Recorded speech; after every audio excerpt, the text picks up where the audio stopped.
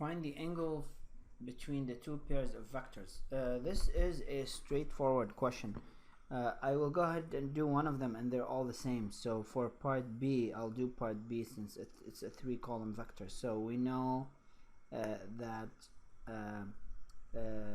V dot W is equal to the magnitude of V times the magnitude of W times cosine the angle alpha between them, or theta. The question calls it theta. Let's call it theta. So this is V, this is W, and this is the angle between them.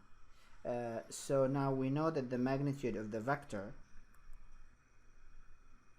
this is gonna close on me, I apologize. Wait for it to close and reopen.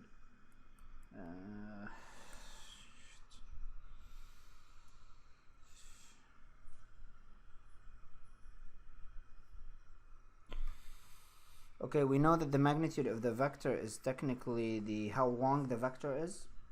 It's the sum of the square root of the sum of the squares of its components. Another way to say it is it's dotting the vector with itself. So the magnitude of V will just be, so I'm doing part B, 2 squared plus 2 squared plus 2 squared, or sorry, the third one is minus 1 squared. And so that would get us 9 square root 9 is 3. Same thing for W. We get 2 squared plus minus 1 squared plus 2 squared. Different order, but they're the same numbers, so 3 as well. And now we do the dot product between these two vectors.